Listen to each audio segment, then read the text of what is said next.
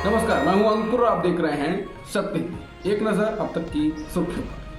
अरविंद केजरीवाल ने आज सपा प्रमुख अखिलेश यादव से मुलाकात की है। इसके बाद अरविंद केजरीवाल ने ट्वीट कर कहा कि आज लखनऊ में अखिलेश यादव जी से मुलाकात हुई। समाजवादी पार्टी भी संसद में केंद्र सरकार के गैर संवैधानिक और तानाशाही अध्यादेश का विरोध करेगी एवं दिल्ली की जनता के अधिकारों के साथ खड़ी होगी। दिल्ली के सभी लोगों की तरफ से मैं श्री अखिलेश यादव जी का तहे दिल से शुक्रिया अदा करता हूँ। अरविंद केजरीवाल ने कहा, अगर गैर बीजेपी पार्टियां एक साथ आती हैं तो यह अध्यादेश राज्यसभा में पराजित हो सकता है और इससे एक मजबूत संदेश जाएगा कि मोदी सरकार 2024 में सत्ता में नहीं आ रही है। अरविंद केजरीवाल से मुलाकात के बाद अखिलेश यादव ने कहा कि मैं अरविंद केजरीवाल को भरोसा दिलाता हूं कि समाजवादी पार्टी पूरी तरह आपके साथ है। आप शिक्षा और स्वास्थ्य के क्षेत्र में जो अच्छा काम कर रहे हैं वो बीजेपी को रास नहीं आ रहा है। अच्छे काम को बिगाड़ने का अगर कोई काम देश में कर रहा है तो वो है भारतीय जनता पार्टी। आपके काम को देखकर बीजेपी घबरा रही है। उसे लग रहा है कि कहीं उसे 60 बटे सन्नाटा ना कर दे दिल्ली की जनता, इसलिए वो घबराते हैं। एनसीपी प्रमुख शरद पवार ने कहा है कि देश में बीजेपी विरोधी लहर चल रही है। उन्होंने कहा कि देश के लोग बदलाव चाहते हैं। कर्नाटक के चुनाव नतीजे से ये जाहिर हो चुका है। पवार ने कहा कि अगर लोगों की ऐसी ही मानसिकता बनी रही तो देश आने वाले चुनाव में बदलाव दिखेगा। उन्होंने ये भी दावा किया कि महाराष्ट्र में छोटी घटनाओं को धार्मिक रंग दिया जा रहा है, ये एक अच्छा संकेत नहीं है। उन्होंने दावा किया कि सत्ताधारी दल ऐसी चीजों को बढ़ावा दे रहे हैं। शरद पवार ने कहा कि हालात को देखते हुए मुझे लगता है कि बीजेपी विरोधी लहर चल रही है। कर्नाटक चुनाव के नतीजों को देखते हुए लोग बदलाव के मूड में हैं। अगर लोगों की यही मानसिकता बनी रही तो आने वाले चुनाव में देश में बदलाव आएगा और ये बताने के लिए किसी ज्योतिषी की जरूरत नहीं है। विपक्षी दलों की बैठक की नई तारीख की घोषणा कर दी गई है। 12 जून को बिहार के पटना में होने वाली ये बैठक स्थगित होने के बाद अब अगली बैठक 23 जून को पटना में होगी।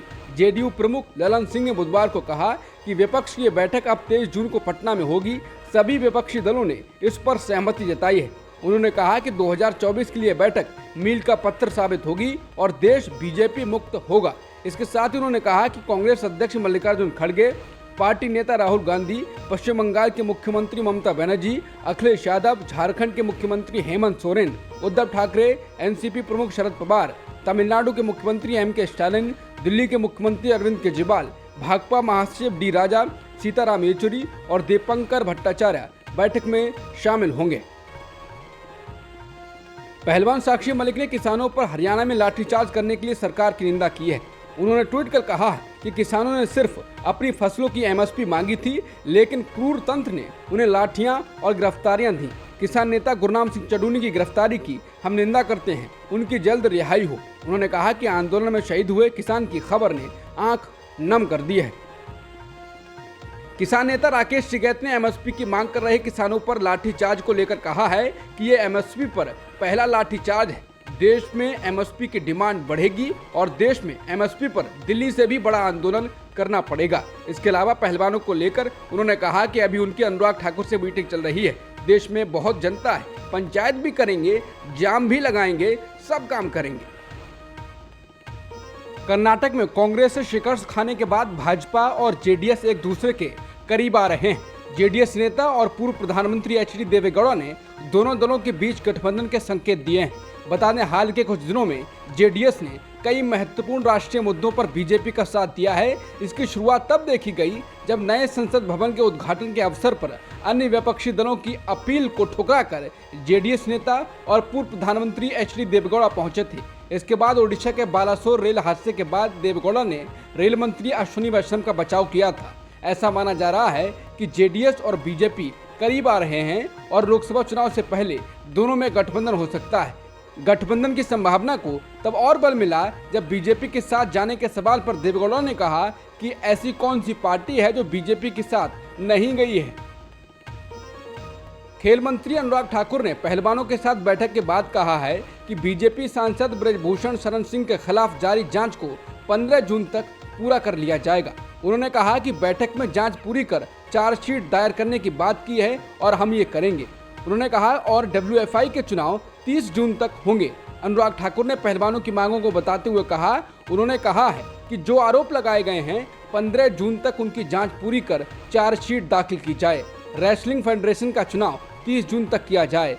कंप्लेंट कमेटी की अध्यक्षता कोई महिला करे। IOA की एडहोक कमेटी में 2 कोच को रखा जाए। चुनाव के बाद रेसलिंग फेडरेशन अच्छे रूप में चले। निवर्तमान अध्यक्ष ब्रजभूषण शरण सिंह और उनसे जुड़े लोग चुनकर न आए। महिला खिलाड़ी को सुरक्षा मिले। अखाड़ों, कोच और खिलाड़ियों के खिलाफ मुकदमे वापस लिए जाएं। उन्होंने कहा कि बैठक में सकारात्मक बातचीत हुई है। अनुराग ठाकुर ने कहा कि खिलाड़ी चाहते हैं कि 15 जून तक चार्जशीट दायर हो, तब तक वो कोई प्रदर्शन नहीं करेंगे। केंद्रीय खेल मंत्री अनुराग ठाकुर से मुलाकात के बाद आंदोलन कर रहे पहलवान बजरंग पूनिया ने दावा किया है कि केंद्र सरकार ने उन्हें भरोसा दिलाया है कि उनके आरोपों पर 15 तारीख तक जांच पूरी कर ली जाएगी। बता दें, बैठक में हिस्सा लेने के लिए बजरंग पूनिया और साक्षी मलिक पहुंचे थे। हालांकि बैठक में विनेश फोगाट मौजूद नहीं थी और न ही वो अमित शाह के साथ बैठक में मौजूद रही हैं। वहीं बजरंग पूनिया ने कहा है कि खेल मंत्री के साथ बात हुई है। उन्होंने 15 जून तक पुलिस जांच पूरी करने की बात की है। खेल मंत्री ने कहा कि तब तक आप कोई प्रदर्शन ना करें। बजरंग ने बताया कि पहलवानों ने खेल मंत्री के सामने अपनी मांगे रखी हैं। उनमें प्रमुख है कि खिलाड़ियों को, खासकर महिला खिलाड़ियों की सुरक्षा का ध्यान रखा जाए। महाराष्ट्र के कोल्हापुर शहर में बुधवार को सोशल मीडिया पर एक विवादास्पद पोस्ट को लेकर 2 गुटों के बीच झड़प के बाद सांप्रदायिक तनाव फैल गया है। कुछ दक्षिणपंथी संगठनों ने कस्बे में बंद का आह्वान किया था। बता दें, इससे पहले कथित तौर पर मुगल बादशाह औरंगजेब का पोस्टर लहराने पर सारा विवाद शुरू हुआ था। कोल्हापुर में तनाव है और इंटरनेट बंद कर दिया गया है। समाचार एजेंसी ANI के मुताबिक हिंदू संगठनों के बंद के आह्वान के बाद कोल्हापुर में विरोध प्रदर्शन हुआ। इस प्रदर्शन के दौरान पुलिस और प्रदर्शनकारियों के बीच झड़प भी हुई है। झड़प के बाद पुलिस ने लाठीचार्ज भी किया। हालांकि इलाके में धारा 144 लागू कर दी गई है। राज्य सरकार ने बताया है कि हालात काबू में हैं। पुलिस के मुताबिक इस मामले में केस दर्ज किया गया है और अब तक 5 लोगों को हिरासत में लिया गया है। बता दें, सोशल मीडिया पर औरंगजेब का स्टेटस लगाने वाले मुसलमान युवक की पिटाई का वीडियो भी वायरल हो रहा है।